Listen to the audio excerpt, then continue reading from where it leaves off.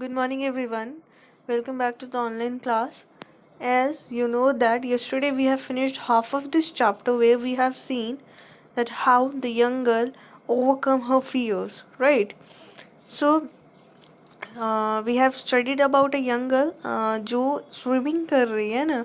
She is in the summer. She is learning duck diving, है ना, and how she is overcoming that. So today we'll take a recap of this chapter, return to air, and later we'll finish the chapter. Okay, where we have seen how they were swimming in a pond where people used to bath also, people used to fish also, and some of the people used to swim there, right?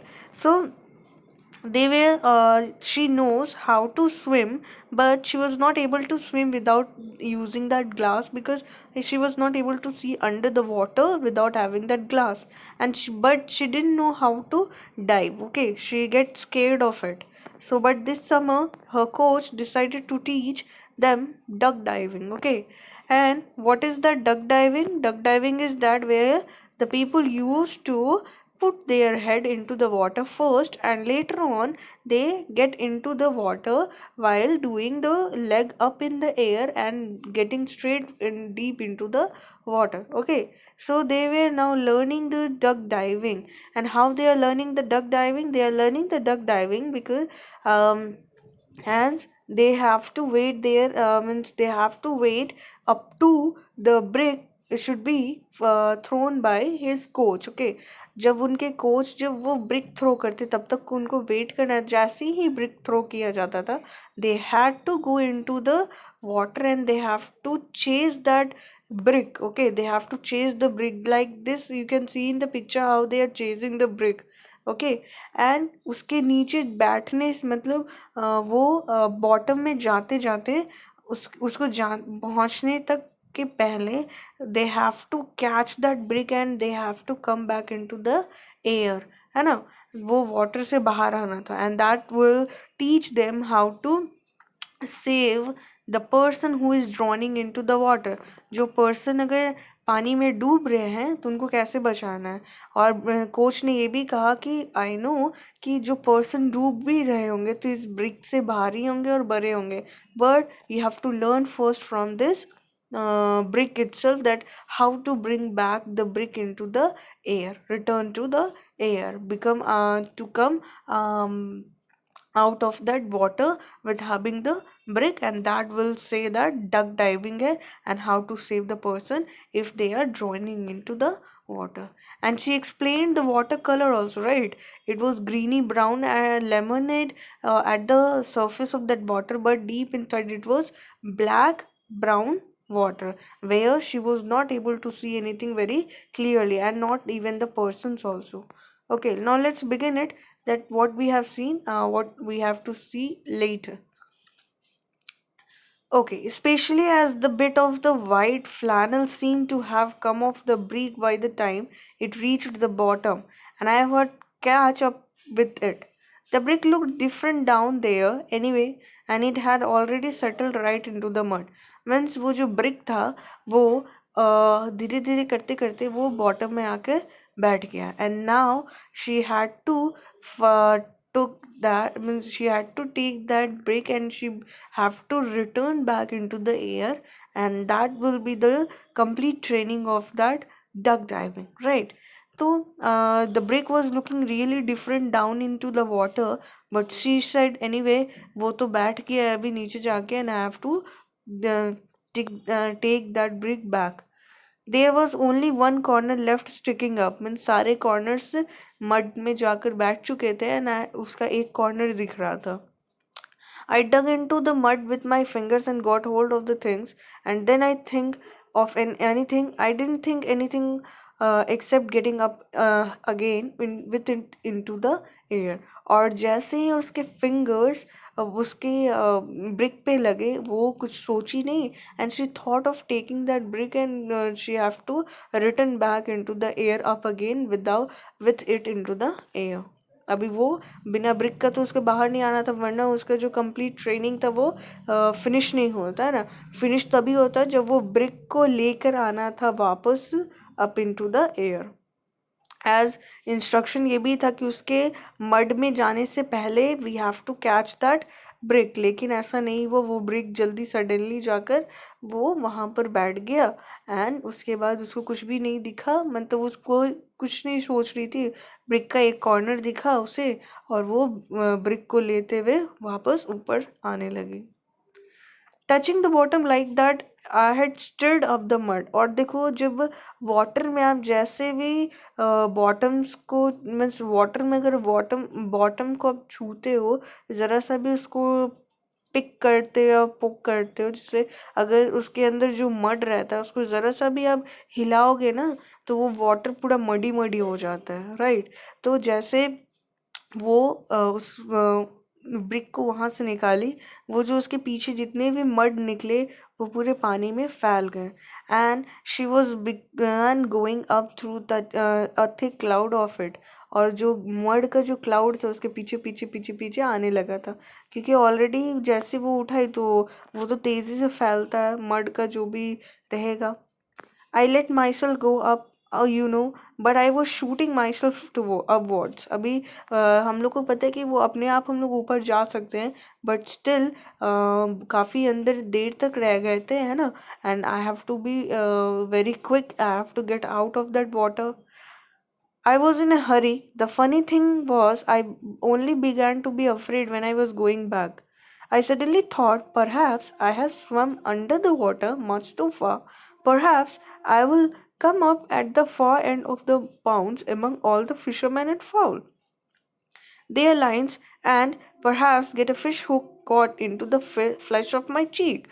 She thought क्या कि जैसे मैं बहुत अंदर आ चुकी हूँ और जैसे मैं वापस आ रही हूँ ऊपर, तो क्या हो सकता है, या तो मैं वहाँ पे फिशरमैन से पकड़ा जाऊँ, है ना, क्योंकि उनके जो नेट वो जो डालेंगे मैं उसमें आ जाऊँ, और या तो मैं मीन्स वो जो नेट है उसमें पकड़ा जाऊं, या तो उनका जो फिश का हुक होता है जिससे वो फिश पकड़ते हैं, है ना, पॉन्ड्स में, तो वो मेरे चीक में फंस जाएगा एंड व्हाट विल हैपन, वो मुझे खींच के बाहर निकाल देंगे एंड चीक में मेरे फंस जाएगा वो।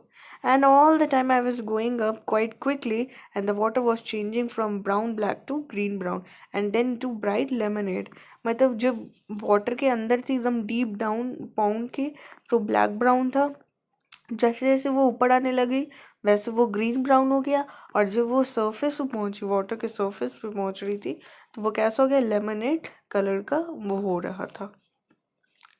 I could almost see the sun shining through the water. I was so near the surface. It wasn't until then I felt really frightened. I thought I was moving much too slowly and I would never reach the air again in time. Never the air again. Means what happened? उसका वहाँ पे जो breathing होगा वो धीरे धीरे कम हो रहा था, क्योंकि ज़्यादा टाइम हम लोग जो स्विमिंग करते हैं उन्हीं को ये हैबिट होगा टू अपने सांस को रोक कर वो अंदर जा सकते हैं ना। लेकिन जिनको स्विमिंग नहीं आता है, it is really difficult for them, उन उसके लिए सीखना पड़ता है। As some of the student told me that they are learning swimming from 5 years, they are learning swimming from 7 years, it is really great and they know how to hold their breath under the water. लेकिन जिनको swimming नहीं आता उनको पता नहीं कि अपने सांस को वो कैसे रोके पानी के अंदर, है ना। तो जैसे से वो आ रही थी उसको ये लगा कि अब मैं बहुत धीरे बढ़ रही हूँ और मेरा जो ब्रीथिंग है वो थोड़ा कम हो रहा है। शी थॉट कि अब मैं वो पानी से ऊपर नहीं आ पाऊंगी एंड शी सेड कि never the air again. Then suddenly I was at the surface. I would exploded back from the water into the air. वो किसी तरह से अपने आप को पुश करते करते करते करते वो वाटर से एयर की ओर बढ़ी। For a while I couldn't think of anything, and I couldn't do anything except let out the old breath. I would have been holding and take a couple of fresh, quick ones and tread water and hang on to that breath. और साथ में break को लेते हुए उसे ऊपर आना था, साथ में ब्रीक को लेते हुए क्या करना था, ऊपर आना था, बट उसका जो ब्रीथिंग है वो धीरे धीरे कम हो रहा था। ओल्ड ब्रीथ जो ब्रीथिंग वो लेके गई थी, स्विमिंग के टाइम में you have to take much, एक लंबी सांस लेकर आपको अंदर डाइव करना पड़ता है, एंड उसी ब्रीथ के हेल्प से आप अंदर से बाहर आ सकते हो अगर कोई टास्क दिया गया है तो यहाँ पर ब्रीथ तो गया अंदर, उसको पकड़ के वापस ऊपर आना था। तो वो धीरे धीरे उसको ऐसा लग रहा था कि जो मेरा ब्रीथिंग है वो ख़त्म होने वाला है, और वो धीरे धीरे करते करते वो ये सोची कि मुझे कुछ भी नहीं सोचना, I have to be back up in to the air and have to take a couple fresh air. Pond water was trickling down inside my nose and into the mouth, which I hate.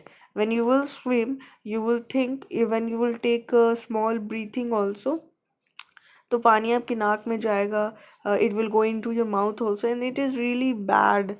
But there was air all around above for me to breathe to leave. And वहाँ पे live रहने के लिए वो क्या, वो हल्का हल्का ब्रीथिंग भी ले रही थी, बिकॉज जैसे आप हल्का हल्का ब्रीथिंग लोगे तो पानी अंदर जाएगा, अगर मुंह से ब्रीथिंग करोगे तो water will go inside your mouth. Then I noticed there was a shouting from the bank. They were cheering and shouting, sausage, sausage, and the instructor was hallowing. Okay, means he was just all the people, all the children were shouting sausage, sausage, and उनका जो coach था वो भी उसके लिए cheer up कर रहा था. What on earth have you got there, sausage? और सब लोग ये बोल रहे थे कि सॉसेज तुम क्या लेके आई हो अर्थ से, है ना, वो बॉटम ऑफ द वाटर से वो क्या लेकर आए हैं. So then I turned myself properly round. I would come up almost facing the fisherman at the other end of the pond, but otherwise only a few feet from where I would have gone down, so that was all right. I turned round and swam to the back, and then howled me out and gave me my glasses to have a good look at what would I brought up from the bottom. लेकिन जैसे जैसे वो बाहर आई तो वो बाहर आके क्या देख रही है, जो उसको डर था कि फिशरमैन का जो नेट है या फिशरमैन का जो फिशिंग वो रड होगा वो मेरे चीक्स में आ जाएगा, तो वो ये देख रही है कि अदर साइड पे फिशरमैन आया हुआ है लेकिन काफ़ी दूर में है, and thank God I am safe. और वो धीरे धीरे करके बैंक के पास आई, तैरते तैरते स्वम करते हुए, and after that she wear that glasses, okay, and after that she could see कि उसने bottom of the water से क्या लेकर आई है. Because it wasn't a brick, वो जो लेकर आई थी वो brick नहीं था जो brick कोच ने फेंका था. It was just about the size and the shape of one, but it was a tin, an old tin box with no paint left on it and all brown black slime from the bottom of the pond. It was heavy as a brick because it was full of mud. Don't get excited, as we did, there was nothing there but mud. Okay, तो उसने ये बोला है कि जब वो वापस आई तो वो ब्रिक नहीं था, वो क्या था, एक टिन था, ओल्ड टिन था बिना किसी पेंट का, और ब्लैक ब्राउन हो चुका था, ब्राउन ब्लैक कलर का था वो था, है ना. और वो जो टिन बॉक्स था वो काफ़ी हैवी था, और उसने ये बोला है, जो हम लोग पढ़ रहे हैं उनको ये बोला है कि okay okay don't get excited, उस टिन बॉक्स में कुछ भी नहीं था एक्सेप्ट मड, उसमें सिर्फ मड ही था इसलिए वो हैवी था. We strained all the mud through our fingers, but there wasn't anything else there. Not even a bit of old sandwich or remains of bait. Okay, now she said what, कि हम लोगों ने उस tin को अपने finger से mud को हटाया, and we were in search of कि उसके अंदर कुछ मिले, but there was nothing even there was not old sandwich, और उसमें कोई भी तरह का सैंडविच नहीं था, और द रिमेन ऑफ बेट्स, और भी कोई फूड आइटम, मतलब उसमें ना ही सैंडविच था ना ही बेट, मतलब कोई भी food item. I thought they might have been because of the tin could have belonged to one of the old chaps that have always fished at the other end of the pond. अब मुझे ये लगा, उस young girl को ये लगा कि उस टिन के अंदर सैंडविचेस होगा, बिकॉज वो जो ओल्ड चाप्स थे, ओल्ड चाप्स का मतलब ओल्ड मैन थे, ओके, वो हमेशा फिशिंग करने के लिए आते हैं, एंड आई थॉट कि वो लोग अपना लंच लेके आते होंगे इन अ बॉक्स और इन अ टिन बॉक्स, है ना, एंड उन्होंने ही इस चीज़ को फेंक दिया होगा. They often bring their dinners with them in bags or tins and they have been tins for bait too. मतलब किसी चीज़ का चारा लेके, बेट्स का मतलब चारा होता है, ठीक है. It could have been dropped into the water at the end of the pond and got moved to our end with the movement of the water. Maybe ये जो टिन है वो उनके एंड पे गिरा होगा और धीरे धीरे मूव करते करते मेरे जहाँ पे मैं स्विमिंग कर रही होंगी वहाँ पर मुझे ये मिल गया. एज इट वॉज हैवी, ये नीचे जाके बैठ गया होगा और इसके चारों और इसके अंदर में क्या चला गया होगा, मड चला गया. That's why it became heavy while carrying it back into the air. Anyway, it must have been there for years and years by the look of it. When you think it, it might have stayed there for years and years longer. Perhaps stayed sunk under the water forever.